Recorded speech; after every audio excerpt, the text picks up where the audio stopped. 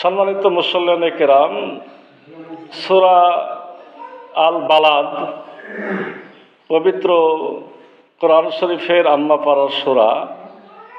এই সূরাটি রসুল সাল্লাল্লাহু আলাইহি সাল্লামের উপরে আল্লাহ রসুল সাল্লাল্লাহু আলাইহি সাল্লাম যখন মক্কায় অবস্থান করছিলেন, মক্কা মুকাররমায় আল্লাহ রসুল সাল্লাল্লাহু আলাইহি সাল্লাম এবং তার সাহাবায়ে কেরামের ওপরে যখন জুলুম নির্যাতন শুরু হয়ে গেছে, অত্যাচার শুরু হয়ে গেছে, আল্লাহ রসুল সাল্লাল্লাহু আলাইহি সাল্লামকে হত্যার পরিকল্পনা পর্যন্ত করছে, ঠিক এমনই সময় এই সূরাটি নাজিল হয়। এই সূরাতে রব্বুল আলামিন আপনার এই মক্কা শহরের শপথ করেছেন। মক্কা শহরের শপথ করার পরে ইসলামের পথে টিকে থাকা যে কঠিন এবং শক্ত, সে বিষয়টি মূলত জানিয়েছেন এবং মানুষের জিন্দেগি যে সহজ নয় সেটিও তিনি এই সূরাতে আমাদেরকে জানিয়েছেন। আসুন আমরা এই সূরার 1 নম্বর আয়াত থেকে আলোচনা শুরু করি। রব্বুল আলামিন সূরা আল বালাদের 1 নম্বর আয়াতে বলছেন, লা উকসিমু বিহাযাল বালাদ, অর্থাৎ লা মানে না, উকসিমু আমি শপথ করছি, বিহাযাল বালাদ এই নগরীর। রব্বুল আলামিন প্রথমে না শব্দটি ব্যবহার করেছেন। না শব্দটি ব্যবহার করার পিছনে কারণ হলো যে এই সূরাটি এমন এক সময় নাজিল হয়েছে যখন মক্কার কাফির মুশরিকদেরকে দাওয়াত দেওয়া হচ্ছে, আর তারা আখিরাতকে স্বীকার করছে না, বরঞ্চ উল্টো তারা দুনিয়ার মোহ, দুনিয়ার লাভ এবং দুনিয়ার সম্পদ এটাকেই বড় মনে করছে। এরকম যখন একটি অবস্থা চলছিল, তখন এই সূরাতে প্রথমে রব্বুল আলামিন লা বলে প্রতিবাদ করছে যে না, এটা ঠিক না। এরপর আল্লাহ কি বলছেন, ওকসিমু আমি কসম করছি, বিহাযাল বালাদ এই বালাদের। বালাদ মানে শহর, বালাদ মানে নগর, বালাদ অর্থ রাষ্ট্র, বালাদ অর্থ দেশ ইত্যাদি কি বোঝানো হয়। আমরা এই সূরার আগের সূরা ফজরে দেখে এসেছি, রব্বুল আলামিন সেখানে কসম খেয়েছিলেন। রব্বুল আলামিন সূরা ফজরের কসম খেয়েছেন, রাতের কসম খেয়েছেন, 10 রাতের কসম খেয়েছেন, বিদায় রাতের কসম খেয়েছেন। এই খাওয়ার পরে রব্বুল আলামিন সেখানে ফেরাউন, আদ, সামুদ যারা যুগে যুগে জুলুম নির্যাতন করেছে তাদের পরিণতি বলেছিলেন এবং তাদের অপরাধের মধ্যে একটা গুরুত্বপূর্ণ অপরাধ রব্বুল আলামিন সেখানে বলেছেন, আল্লাযীনা তাগাউ ফিল বিলাদ, তাদের অপরাধ হলো তারা শহরের মধ্যে ফ্যাসাদ সৃষ্টি করে। তারা নিজেদের স্বার্থের কারণে মানুষদের পরিবেশকে ধ্বংস করে, দেশের সম্পদকে লুটে ফুটে খায়, বিপর্যয় সৃষ্টি করে। সেখানে রব্বুল আলামিন এই চরিত্রটা কাদের বলেছিলেন? ফেরাউন, নমরুদ, আদ, সামুদ বা যুগে যুগে যারা এগুলো করেছে তাদের। এই ফ্যাসাদ বা বিপর্যয় সৃষ্টি করা বলতে যে আজকে আমাদের দেশে যে বন্যার পরিস্থিতি, এটা সকলেই জানে যে আমাদের পাশের দেশ ভারত, এই ভারত কি করেছে, আমাদের যতগুলো নদী আছে তাদের সাথে সংযোগ, এই নদীগুলোতে বাঁধ দিয়েছে। বাঁধ দেওয়ার কারণে তাদের প্রয়োজন মতো পানিটা রাখে, তাদের যখন পানি বেশি হয় তখন ছেড়ে দিয়ে আমাদেরকে ডুবায়। তাদের যেহেতু অর্থ বেশি আছে, টাকা বেশি আছে, দেশ বড়, তারা এই অত্যাচারটা করে। এটাকে বলে ফ্যাসাদ, ইচ্ছা করে মানুষকে কষ্ট দেওয়া। আমাদের দেশে কিছুদিন আগে একজন ফ্যাসাদ সৃষ্টিকারী বিদায় নিয়েছে। এই ফ্যাসাদ সৃষ্টিকারী ওই দেশে বসে বসে এখন তাকে দিয়ে আবার আমাদের এগুলো করছে। কিন্তু এরকম ধরনের বিপর্যয় ফ্যাসাদ যখন প্রকৃতিগত হয়ে যায়, এর জবাব কিন্তু কে দেন? রব্বুল আলামিন নিজেই দেন। এই বিষয়ে সবাইকে সজাগ থাকতে হবে যে আল্লাহর মার কিন্তু শেষে আল্লাহ ধরে না, ধরলে আল্লাহ ছাড়ে না। আসুন, রব্বুল আলামিন ঠিক একইভাবে এখানে কসম খাচ্ছেন, তবে এখানে দুনিয়ার সকল শহরে তিনি কসম খান নাই। কসম খেয়েছেন কোন শহরের? বিহাজাল বালাদ, একেবারে মক্কা নগরীর কসম। কোন মক্কা নগরী? যে মক্কা নগরীতে আমার রাসূল সাল্লাল্লাহু আলাইহি ওয়াসাল্লাম জন্ম নিয়েছেন, যে মক্কা নগরীতে হযরত আদম আলাইহিস সালাম যেখানে অবতরণ করেছিলেন, অর্থাৎ যে জায়গাতে তিনি প্রথম ইবাদত করেছিলেন, যে মক্কা নগরী হযরত ইব্রাহিম আলাইহিস সালাম, ইসমাইল আলাইহিস সালাম কাবা নির্মাণ করেছিলেন, সেই একটা গুরুত্বপূর্ণ নগরীর এখানে রব্বুল আলামিন কি খাচ্ছেন? যে কসম খাচ্ছেন। আমরা বিভিন্ন কসম খাই, এর আগেও বলেছি যে কোনো ধরনের কসম খাওয়া উচিত নয় আল্লাহর কসম ছাড়া। আল্লাহ কার কসম খাবেন? রব্বুল আলামিন কোনো বিষয় বোঝানোর জন্যে সংশ্লিষ্ট বিষয়ে তিনি কসম খান। এখানে মক্কা নগরীর কসম খেয়েছেন এবং মক্কা নগরীকে বালাদ বলা হয়েছে। সূরা ৩-এ যেমন বলা হয়েছে হাজাল বালাদিল আমিন, এটা হলো নিরাপত্তার শহর। রব্বুল আলামিন সূরা ৩-এর নিরাপত্তা শহর বলেছেন, এবং এখানে রব্বুল আলামিন কোনো শহরের নাম উল্লেখ না করে বিহাজাল বালাদ, এই নগরীর কসম, অর্থাৎ যে নগরীতে কোরআনটা নাজিল হচ্ছে সেই নগরী মক্কার কসম আল্লাহ রব্বুল আলামিন খেয়েছেন। কসম খাওয়ার পরে তিনি দ্বিতীয় আয়াতে বলছেন ও আনতা হিল্লুম বিহাজাল বালাদ।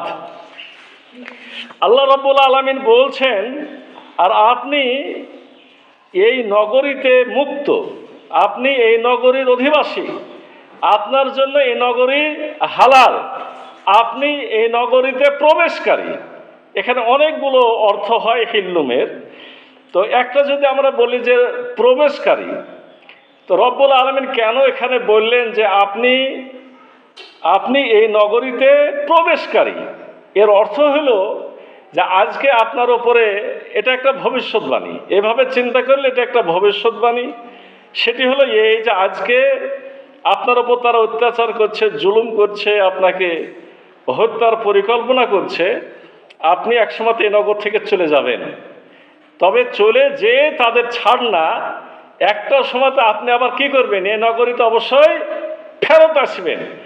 এজন্য রব্বুল আলামিন এখানে আগে জানিয়েছেন যে আপনি এই নগরীতে কিন্তু প্রবেশকারী, আপনি আবার আসবেন।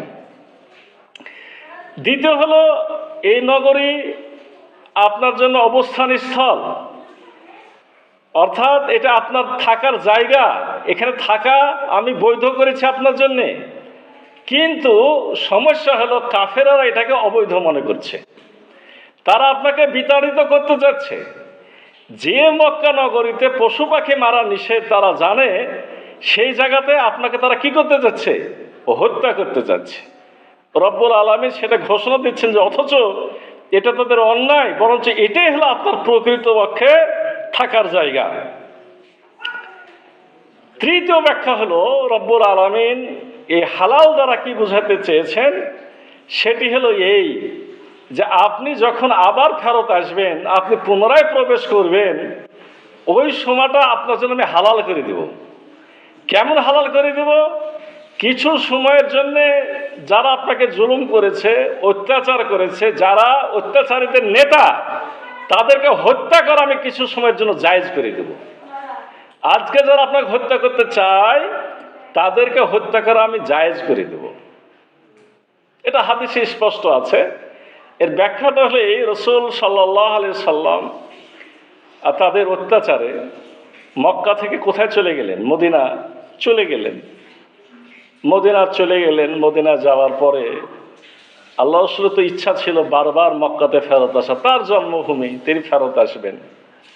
কিন্তু কাফেরেরা ফেরত আসতে দেওয়া তো দূরের কথা, তারা মদিনাতে যে রাসূলুল্লাহকে শান্তি দিল না।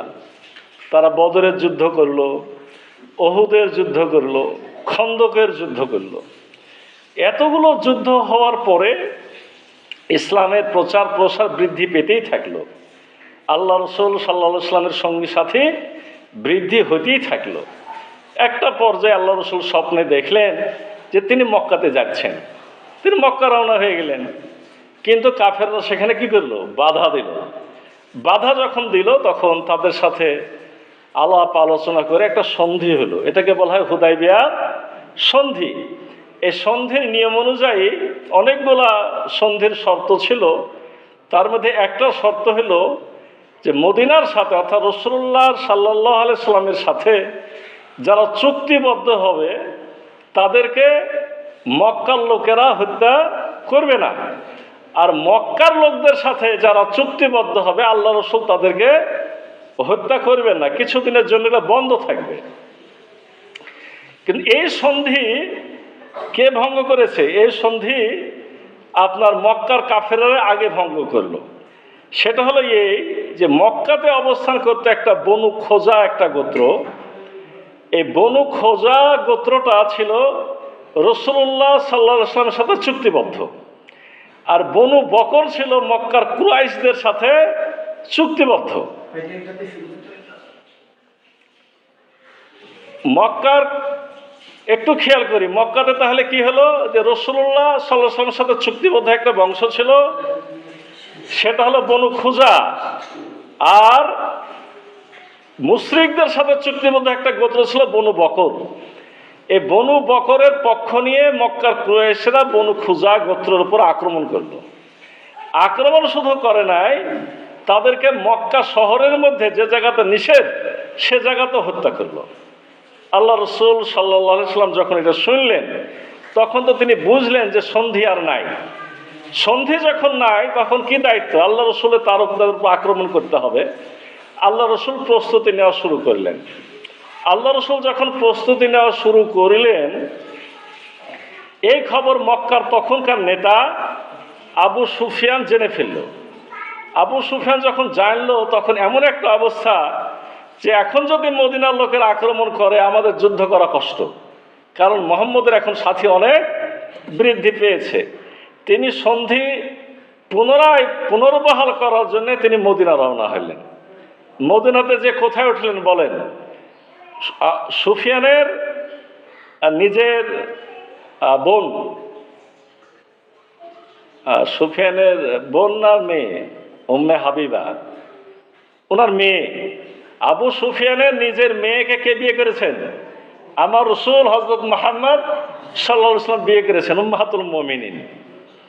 আবু সুফিয়ান সোজাসুজি মেয়ের ঘরে ঢুকেছেন, তার নিজের মেয়ের ঘর। তিনি এখন রাসূলুল্লাহর বিছানাতে বসবেন। আল্লাহ রসুল উম্মে হাবিবা বিছানার চাদরটাকে সরিয়ে নিয়েছেন। সে তো খুব রাগ, আমি এত বড় নেতা, বলছি বিছানা আমার যোগ্য, বিছানা আমার অযোগ্য না, আমি বিছানার অযোগ্য। মানে এই বিছানাতে আমি বসতে পারবো না তাই বসতে দিচ্ছ না, না এই বিছানা বসলে পারে আমি মানানসই হব না, কোনটা? উম্মে হাবিবা বলল যে আপনি মুশরিক, আপনি অপবিত্র, এটা মুহাম্মদের বিছানা, এখানে আপনি বসতে পারেন না। সে তো খুব রাগান্বিত হলো। রাসূলুল্লাহ সাল্লাল্লাহু আলাইহি ওয়াসাল্লামের কাছে সন্ধির জন্যে কথা বললো, আল্লাহ রসুল কোনো জবাব দিলেন না। কারণ ইতিমধ্যে তারা কি করেছে বলেন? ইতিমধ্যে তারা সন্ধির শর্ত ভঙ্গ করেছে, কারণ বারবার চুক্তি করাটা বেমানান। আল্লাহ রসুল সাল্লাল্লাহু আলাইহি ওয়াসাল্লাম চুপচাপ থাকলেন। আবু সুফিয়ান ফেরত গেল। এবার কি হলো? আমার রসুল হযরত মুহাম্মদ সাল্লাল্লাহু আলাইহি ওয়াসাল্লাম অষ্টম হিজরিতে, অর্থাৎ সন্ধির পরে 2 বছর পর অষ্টম হিজরিতে তিনি মক্কা রওনা হলেন এবং মক্কাতে তিনি প্রবেশ করলেন। আল্লাহ রসুলকে বাধা দেওয়ার মতো কোনো ক্ষমতা তাদের আর ছিল না। এই সময়ে আল্লাহ রসুল সাল্লাল্লাহু আলাইহি ওয়াসাল্লাম সাহাবে কেরামকে সূরা ইউসুফ তেলাওয়াত করে শোনাচ্ছেন। সাহাবে কেরাম যেহেতু রাসূলুল্লাহ সব কথা বুঝতে পারতেন, ইউসুফ সূরা শুনে তারা কাঁদতে লেগেছেন। কেন কাঁদছেন জানেন? তারা জানছে যে আল্লাহ রসুল এই সূরা শোনাচ্ছে মানে মক্কার কাফের মুশরিক যারা আমাদের উপর অত্যাচার করেছে, যাদের কারণে আজকে আমরা দেশ ছাড়া, আজকে 10 বছর আমরা 10 বছর 8 বছর 6 বছর এক একজন এক এক রকম আমরা কি মক্কা ছাড়া হয়ে আছি। আজকে আল্লাহ রসুল সাল্লাল্লাহু তাদেরকে মাফ করতে বলছেন। কারণ ইউসুফ সূরাতে কি আছে? ইউসুফ নবী সব ভাইকে মাফ করে দিল না? এটা শোনার পরে সূরা শেষে তাও তারা প্রশ্ন করল, ইয়া রাসূলুল্লাহ, আপনি কি চাচ্ছেন যে আমরা তাদের মাফ করে দিই? আল্লাহ রাসূল বলছেন হ্যাঁ, তবে তারা ছাড়া যারা নেতা, তিনি 7 জন 8 জন 10 জন 12 জন বিভিন্ন মত আছে, একটা তালিকা দিলেন যে এদেরকে কিন্তু কোনো ছাড় দেওয়া যাবে না, তারা হালাল। তাদেরকে তোমরা যদি ওই কাবা শরীফের গেলাফের মধ্যে পাও তাও হত্যা করবে। তার মানে সবাইকে মাফ করা সম্ভব না। আল্লাহ যদি মাফ না করেন আমি আপনি কি মাফ করতে পারবো? যারা হত্যাকারী তাদেরকে কি মাফ করা যায়? তাদের মাফ করা যায় না। এইভাবে রব্বুল আলামিন এই কথাটা আপনাদের এতক্ষণ যেটা বললাম সে 2 নম্বর আয়াতে রব্বুল আলামিন স্পষ্টভাবে সেটা জানিয়েছেন, ও আনতা হিল্লুম বিহাযাল বালাদ, হে রাসূল আপনাকে আমি এই শহরকে কি করেছি? হালাল করে দিয়েছি।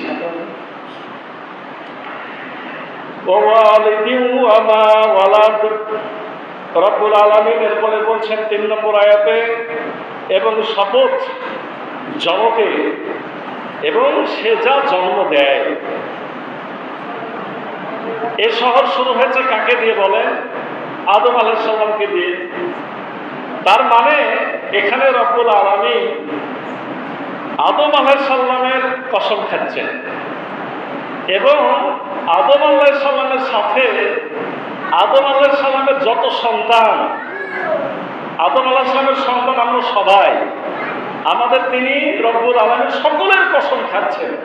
তার মানে বিরাট একটা কসম, যে শহরের কসম খেলেন, শহরের কসম খাওয়ার পরে শহরে প্রবেশকারী হিসেবে রাসূল সাল্লাল্লাহু আলাইহি ওয়াসাল্লামকে ঘোষণা দিলেন।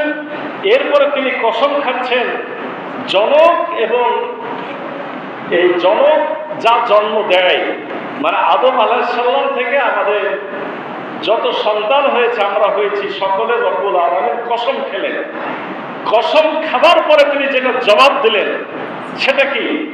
কসমের জবাব, লাকাদ খালাকনাল ইনসানা ফি কাবাদ, নিঃসন্দেহে আমরা মানুষকে সৃষ্টি করেছি কষ্ট ক্লেশের মাধ্যমে, কাবাদের মাধ্যমে। কাবাদের 2টা অর্থ, একটা হলো সুগঠিত আর একটা হলো কষ্ট। সুগঠিতের ব্যাখ্যা হলো রব্বুল আলামিন সূরা 3-এ বলেছেন, লাকাদ খালাকনাল ইনসানা ফি আহসানি তাকওয়িম, নিশ্চয় আমি মানুষকে উত্তম গঠনে সৃষ্টি করেছি। আর এখানে রব্বুল আলামিন কি বললেন? আমি মানুষকে কষ্ট ক্লেশের মধ্যে সৃষ্টি করেছি। আমরা যারা মানুষ, আমরা কিন্তু এক অর্থে বিভিন্ন পশু পাখির থেকেও দুর্বল। একটু খেয়াল করেন, একটা গরুর বাছুর হয়, বাছুর হয়ে খাড়া হয়ে যায়, কিন্তু আমরা কি পারি? আমাদের ছেলেমেয়েরা পারে? তার মানে আমরা কিন্তু দুর্বল এবং আমাদের কষ্টই বেশি। এমনকি মানুষের যে জন্ম, এই জন্মটাই কষ্ট। জন্ম দিতে যে মায়েরা কত কষ্ট পায়, যারা জন্ম হয় সেও কষ্ট পায়। কষ্ট পায় বলে সে চিৎকার দিয়ে কাঁদে। আবার পেটে যখন থাকে সেটাও একটা যুদ্ধ। আপনার পুরুষের বল হয় শুক্রাণু আর মেয়েদের হয় ডিম্বাণু।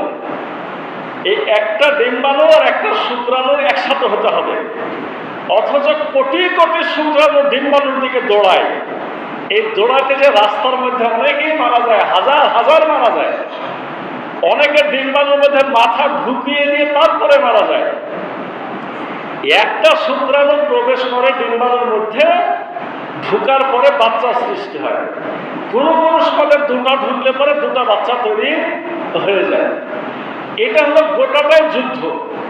এরপরে মানুষ মনে করেন যে জন্ম হলো, এরপরে একটা শিশু বাচ্চা, তাকে যত্ন নেওয়া, বড় করা, খাওয়া দাওয়ার ব্যবস্থা করা, পেশাব পায়খানা দূর করা, মায়ের গর্ভ থেকে দুধ খাওয়া, উভয়ের জন্যই কষ্ট। এরপরে একটু বড় হলো, তারপর লেখাপড়া করাও, স্কুল কলেজে পাঠাও, স্কুল কলেজে ভালো লেখাপড়া করো। এর জন্য প্রচুর পরিশ্রম করে সে শিক্ষিত হলো। শিক্ষিত হওয়ার পর আবার চাকরি খোঁজো, বাকরি খোঁজো, আর চাকরি বাকরিতে না গেলে ব্যবসা বাণিজ্য খোঁজো, কৃষি কাজ করো। এইভাবে কিন্তু আমাদেরকে রব্বুল আলামিন কষ্টের মধ্যেই করেছে। এখন বলবেন যে কষ্ট এটা কি সবার জন্য? হ্যাঁ, সবার জন্য। ভালো লোকের জন্য কষ্ট, মন্দ লোকের জন্য কষ্ট। ভালো পথে দিকে থাকতেও কষ্ট, মন্দ কাজ যারা করে তারাও কষ্টে থাকে, কেউই কিন্তু সুখে থাকে না। রব্বুল আলামিন একটা শপথ করে বললেন যে আমি অবশ্যই মানুষকে কষ্ট ক্লেশের মধ্যেই কি করেছি? সৃষ্টি করেছি। এরপর রব্বুল আলামিন বলছেন 5 নম্বর আয়াত, আয়াহাসাবু আন্না লা ইয়াকদিরু আলাইহি আহাদ। সে কি ধারণা করে যে কেউ কখনো তার উপর ক্ষমতাবান হবে না? এই কষ্টের মধ্যে যারা খারাপ পথে থাকে তারা অনেক গর্ব অহংকারী হয়ে যায়, জালেম হয়ে যায়, অত্যাচারী হয়ে যায়। তাদের উদ্দেশ্য করে রব্বুল আলামিন বলছেন, তাদের কি ধারণা যে তাদেরকে কেউ পরাজিত করতে পারবে না? দুনিয়ার কি উত্থান পতন নাই? দুনিয়ার শ্রেষ্ঠ অহংকারীকে দুনিয়াতে টিকে আছে? বলেন তো, আজকে থেকে 1 মাস আগে আমাদের এই দেশকে যারা শাসন করছিল তারা বিভিন্ন অত্যাচার করলো, জুলুম করলো, নির্যাতন করলো, ফাঁসি দিল। ভেবেছিল যে আমাদের মনে হয় কেউ পতন করতে পারবে না। কি তাদের পতন হয়েছে না হয় নাই? তাহলে বোঝা গেল যে রব্বুল আলামিন স্পষ্ট বলছেন যে সবাই মনে করে যে আমি মনে হয় টিকেই থাকবো, আমাকে কেউ সরাতে পারবে না। আল্লাহ বলছেন তাদের ধারণা ভুল। আমি একদলকে পরাজিত করে আরেক দলের উত্থান কিন্তু ঘটায় দিব। মক্কা শহরে একজন ব্যক্তি ছিল, আবুল আসাদ কালদা। আবুল আসাদ কি কালদা। সে এত শক্তিশালী ছিল, সে বলতো যে জাহান্নামের ফেরেশতা হলো 19 জন। তো জাহান্নামের ফেরেশতা 19 জন যদি হয়, আমি একাই 17 জনকে পরাজিত করব। তোমরা সবাই মিলে দুজনের সাথে লড়াই করো। মানে কত খারাপ, কত বড় অহংকারী। এবং তার শক্তিও ছিল প্রচুর। এই কথাটা তাফসীরে কেন এসেছে? যেহেতু ওই সময় সূরাটা নাজিল হয়েছে। আবু কালদা বলা হচ্ছে একটা চামড়ার উপরে দাঁড়াতো, চামড়ার উপরে দাঁড়িয়ে বলতো তোমরা এই চামড়াকে আমার পায়ের তল থেকে টেনে বের করো। দেখা যেত যে 12 জন 14 জন সুপুরুষ এই চামড়া টানাটানি করতো, চামড়া ছিঁড়ে চলে যেত, কিন্তু আবু কালদাকে লড়াতে পারত না। এই ধরনের লোকেরা কি মনে করে যে আমাদের ক্ষমতা মনে হয় কোনোদিন শেষ হবে না, কিন্তু ক্ষমতা কি হয়? উত্থান পতন হয়। এটা আল্লাহ রাব্বুল আলামিন এই আয়াতে বলে দিয়েছেন। এরপর রাব্বুল আলামিন 6 নম্বর আয়াতে বলছেন, ইয়াকুলু আহলাকতু মালাল লুবাদা। সে বলে আমি প্রচুর ধন সম্পদ নিঃশেষ করেছি। এটা হলো অহংকারীদের আর একটা কথা।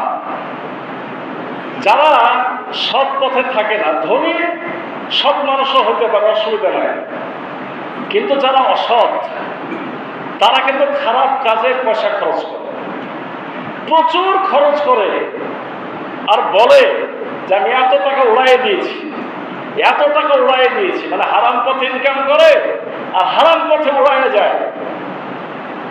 আবার অল্প জ্ঞানী যারা মুসলমান ইমানদার মানুষও ভুল করে, যে কাজে খরচ করার দরকার না সে কাজে খরচ করে দেয়, অপচয় করে।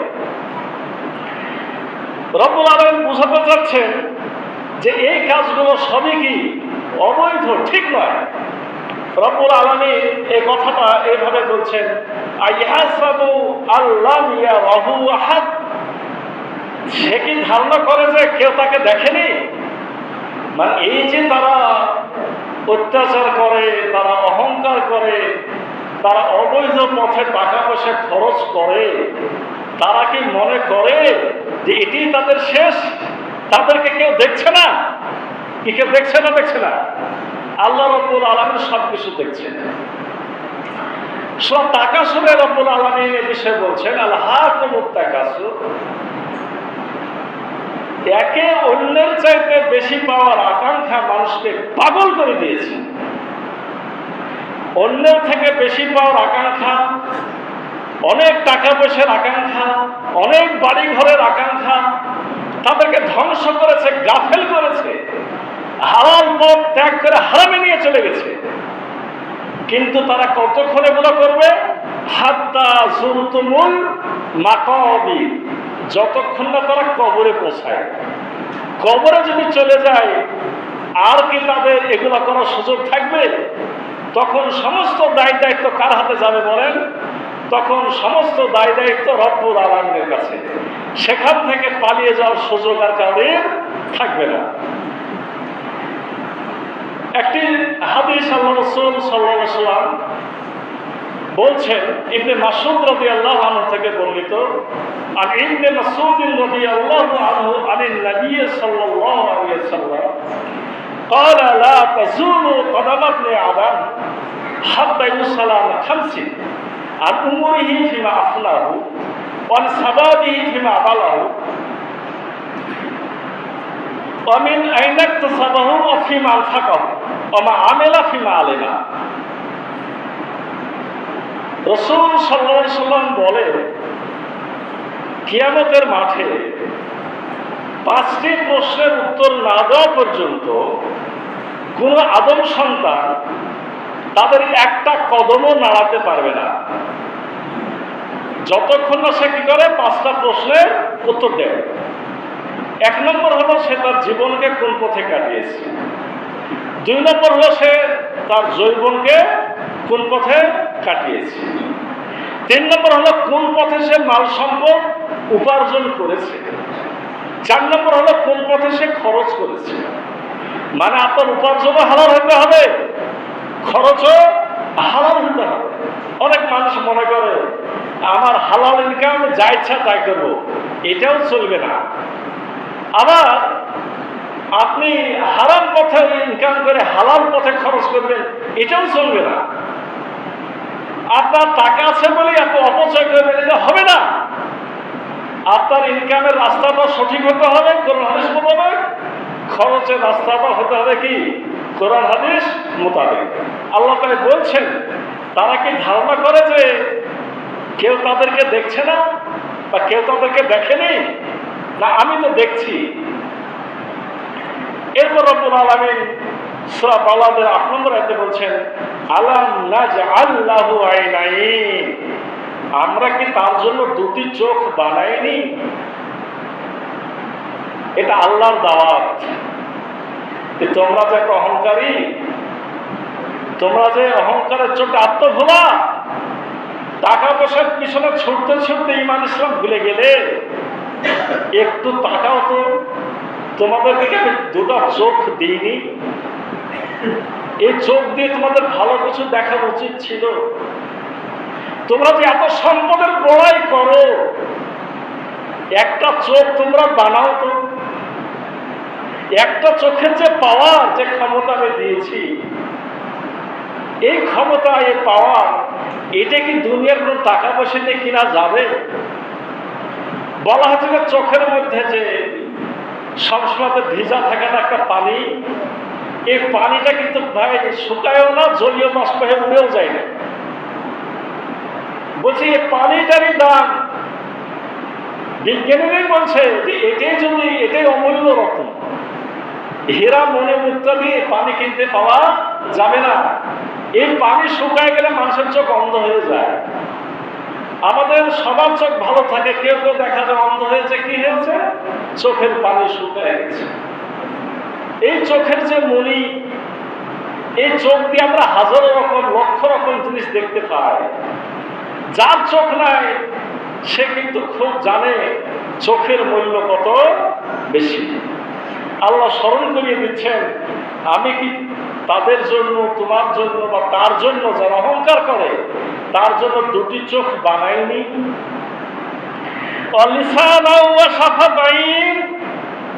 আমি কি তাদের একটা জিহ্বা আর দুটা ঠোঁট দিইনি?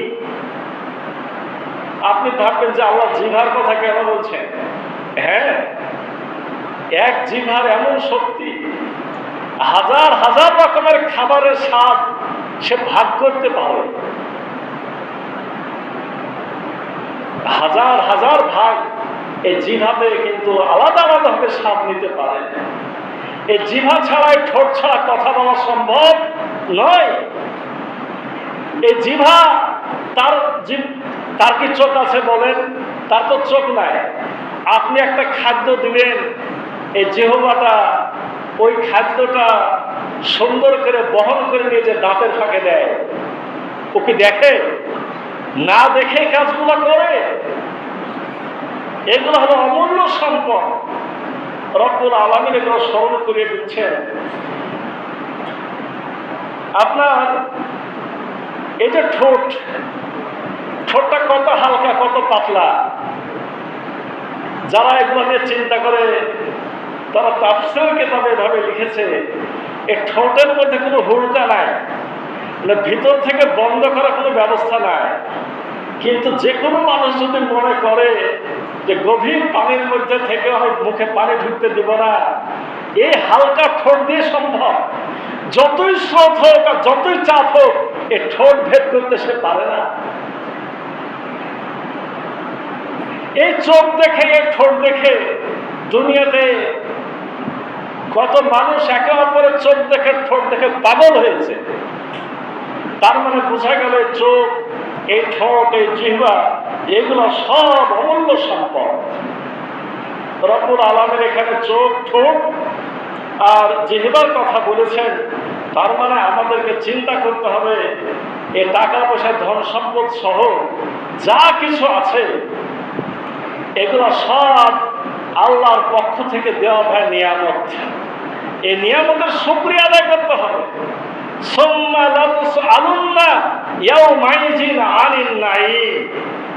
সেদিন তোমাদেরকে দেওয়া যাবতীয় নিয়ামত সম্পর্কে জিজ্ঞাসাবাদ করা হবে।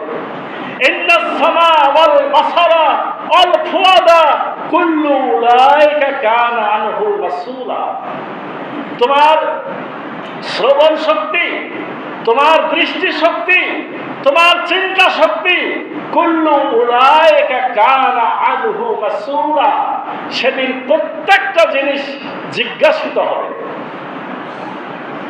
লা তাউদ্দুল আমানাতা ইলা আহলিহা, আমি তোমাদেরকে যত নিয়ামত দিয়েছি, এই নিয়ামতগুলো তোমরা গণনা করে শেষ করতে পারবে না।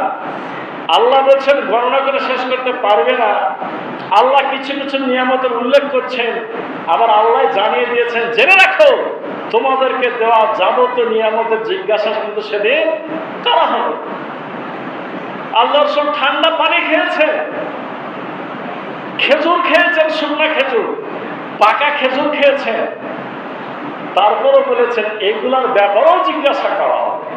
মানে তোমাদেরকে দেওয়া হয়েছে, তোমরা সঠিক পথে ব্যবহার করেছো কিনা, সঠিক পথে খরচ করেছো কিনা, এগুলো নিয়ে কিন্তু তোমরা সেদিন জিজ্ঞাসিত হবে। তাই আল্লাহ এখানে অহংকারীদেরকে লক্ষ্য করে বিশেষভাবে বলছেন, আমি কি তার জন্য দুটো চোখ বানাইনি? আমি কি একটি জিহ্বা আর দুটা ঠোঁট তাদেরকে দিইনি? এগুলো রব্বুল আলামিন উল্লেখ করে তাদেরকে সাবধান হতে বলেছেন। বিষয়টা হলো, আসলে এই চোখ, এই কান, এই জিহ্বা, এই শক্তিগুলো দিয়ে আমাদের কি করতে হবে? সঠিক পথ খুঁজতে হবে। এগুলা সঠিক ব্যবহার করে হেদায়েতের পথে আসতে হবে। এটা হলো এখানকার মূল শিক্ষা। আল্লাহ বলছেন হেদায়েতের পথের কথা, নিজেই বলছেন ওয়াহাদাইনাহুন নাজদাইন, এবং আমরা তাকে দুটি পথ প্রদর্শন করেছি। খেয়াল করেন, রব্বুল আলামিন কোরআনের আয়াতগুলো বলেন, একটা আয়াতের সাথে আরেকটা সম্পর্ক যেন মুক্তার মালা। আল্লাহ বলছেন ওয়াহাদাইনাহুন নাজদাইন, আমি তাদেরকে দুটো পথ প্রদর্শন করেছি। দুটো পথ বলতে কি? একটা হেদায়েতের পথ, একটা জাহেলিয়াতের পথ। মানে একটা ভালো পথ, একটা মন্দ পথ। মানে একটা জান্নাতের পথ, একটা জাহান্নামের পথ। আল্লাহ আপনার চোখ দিয়েছেন, আপনার মেধা দিয়েছেন, আপনার বলার শক্তি দিয়েছেন।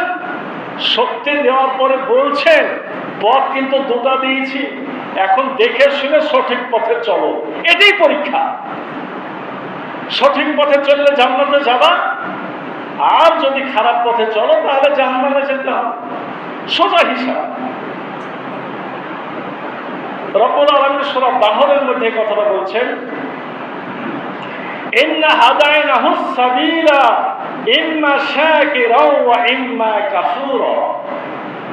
আমি তাদেরকে শুকর আদায়ের পথ দেখিয়েছি, আমি অকৃতজ্ঞ হওয়ার পথ দেখিয়ে দিয়েছি।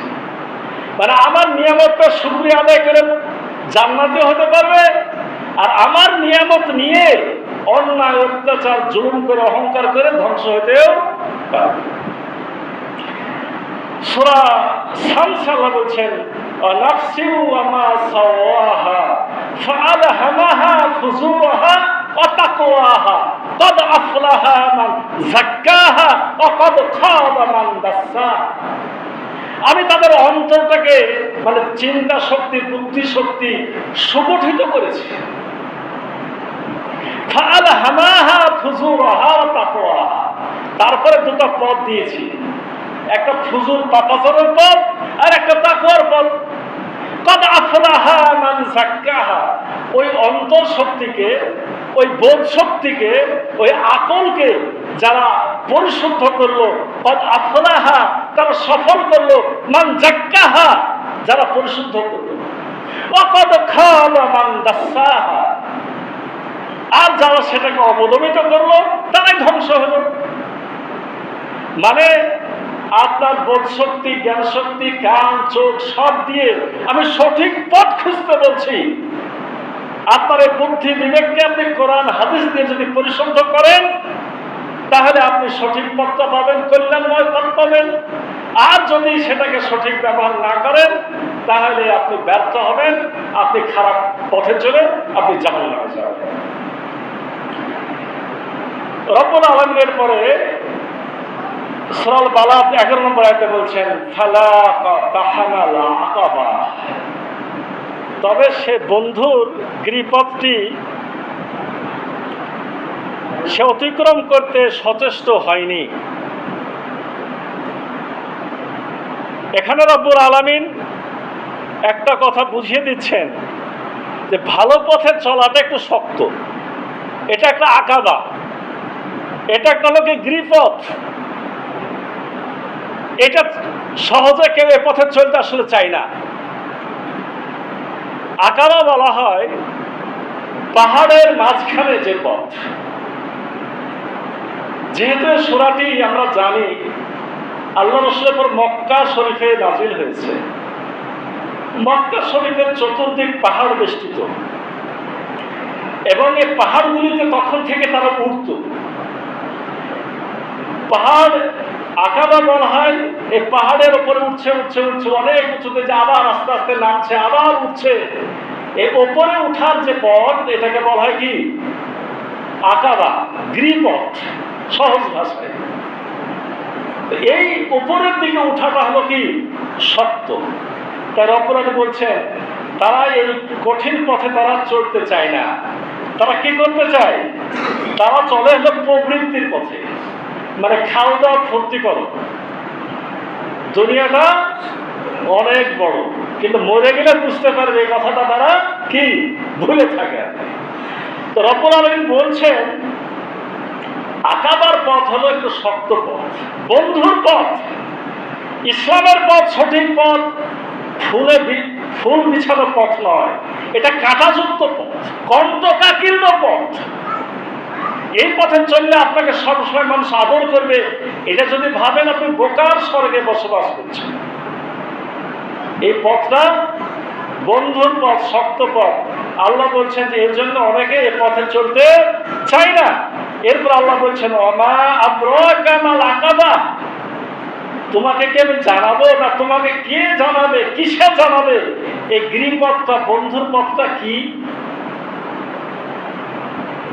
মানে আপনাকে বললাম শক্ত পথ, শক্ত কাজগুলো কি কি এটা জানতে হবে না? আল্লাহ এটা নিজে তার উত্তর দিচ্ছেন পরের আয়াতে, আয়াত নম্বর 13, ফাক্কুর রাকাবা। একটা উত্তর আল্লাহ দিলেন যে দাস মুক্ত করা। সে সময়তে এটা একটা খুব কঠিন কাজ ছিল। সকলের ঘরে দাসী মানে দাস ছাড়া চলা। যারা ঢাকাতে থাকে, যারা শহরে থাকে, তারা জানে যে একটা কাজের মেয়ে না পেলে তাদের কি কষ্ট। হঠাৎ করে যদি এখনই বলা হয় যে আজকে থেকে কেউ কারো বাড়িতে আর কাজ করতে পারবে না, কতজনের মাথা খারাপ হয়ে যাবে না? আর এটা হলো তখন দাস প্রথা এইভাবে এমন ভাবে ছিল, ধনী লোকেরা কোনো কাজ করতো না, সব দাসেরা করে দিত। তো তাদেরকে এমন একটা অবস্থা, যে এই অবস্থাটাকে চেঞ্জ করতে হলে কি করতে হবে? আস্তে আস্তে করতে হবে। এজন্য বলা হলো ফাক্কুর রাকাবা। এক নম্বর